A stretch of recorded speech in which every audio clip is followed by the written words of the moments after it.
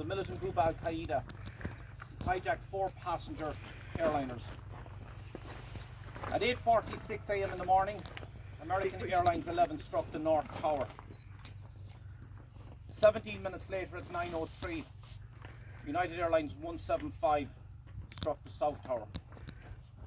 Within 1 hour 42 minutes, these 2 towers would be on the ground.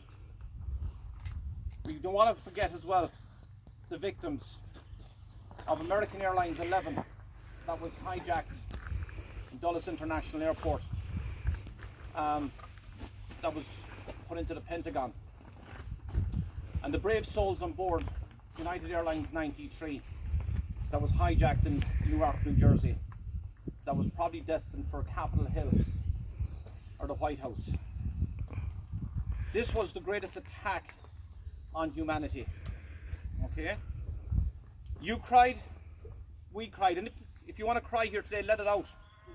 Because what keeps these trees alive every year here is the raindrops from the sky. One of your tears is worth 10,000 raindrops or more to keep the memories of these soldiers of humanity, is what I like to call them, the first responders. Here, the FDNY is honoured, but we're not forgetting the 1 New York City Fire Patrol officer, the 3 New York State court officers, the 8 emergency medical technicians that died on that day, the 23 NYPD officers, the 37 police officers of the Port Authority that also died on that day. Add to that, the greatest loss of life for any fire department in the world was lost on that day. The New York Fire Department, with 343, again, I call them, just my own term, soldiers of humanity, that went in when everybody was trying to get out, to give the ultimate sacrifice, to be willing to give their own lives so others could live. It's powerful beyond powerful.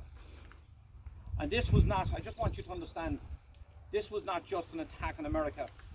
This was an attack on freedom and in the free world that we're part of.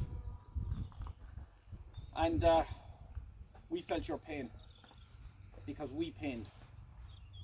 I'd like to hand you over to Brian now to say a few words. I'm taller than you, I still am. Folks, you're in the vicinity here at the moment. It's called Ringfinnan. And there was a lady from here, and her father had given her a small piece of property here, not a small piece of property, a sizable site that you're standing on here. Probably at the time, in 2001, it was worth probably €250,000.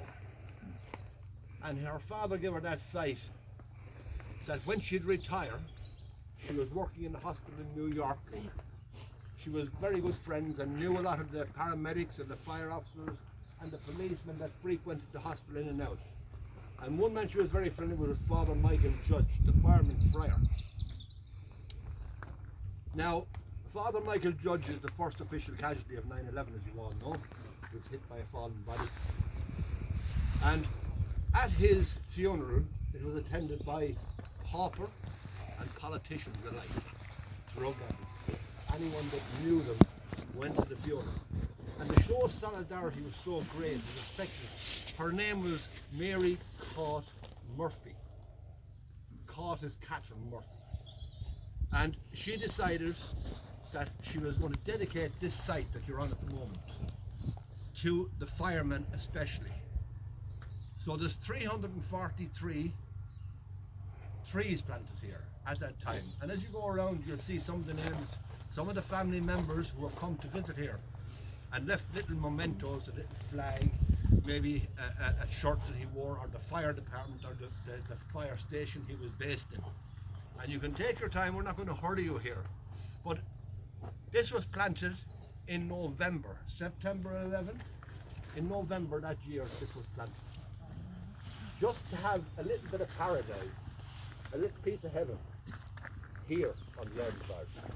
Myself and Martin Paddy have come here several times. One particular year we came here, I think it was the 10th anniversary. And this field underneath here, behind the monument, was a field of barley. And we were here in September, and the barley hadn't been cut. And you could see it swaying like this, waving in the wind. Well, this is a little piece of heaven for all those people who lost, all those firemen especially, who lost their lives. But for the police department and the firemen. And there's also one tree planted for Father Michael Judge as well. So, how do you Yeah, remember? I would just like to say, you know, the first time I came up here, I came up with a good friend of mine, which has passed away, Frank Foster, who probably drove you around the country here of Ireland on tours. And he came up here with me on that particular day, not knowing that the following year, when he said we'd come back up again, he would never do it. He passed away. And I would like just today, folks, I know there's many people on board this trip that travelled with Frank Foster on board. And I'd like you to commemorate him today here at this particular spot, because this was the spot now that the two of us found it the first time coming down towards Kinsale. I'm there coming along today now, and I would like to dedicate a day to him now today. I know a good few of you have asked me about him, and yeah, he drove us a good few times on tours, and of course that he passed away with cancer. So we'd just like to commemorate him here today at this particular spot, and of course to all the other people who are laid to rest at this particular spot. So hand it back to you folks, okay? I just want to say one final thing before we go, if that's all right, okay? I have to stand up there shorter than these guys, okay? Look, folks, we were just talking coming up on the coach about, you know, tourism in Ireland, how much tourism means to us, and how much the US dollar has, you know, boosted our economy over the years. But it's not just that, okay? Understand that we live in a little island on the west coast of Ireland, okay? We have no military power, but we have the privilege of living in freedom. And the reason we have the privilege of living in freedom is because you guys police the world for us. And we just want you to know that that does not go unrecognized. And we do appreciate it here in Ireland, that we live in freedom because of the greatness of your military. And the war on terror continues. And just at this point, I'd like everyone here to give yourselves a round of applause, you know, for everything that's done in the world. And I mean that, folks. I genuinely mean that.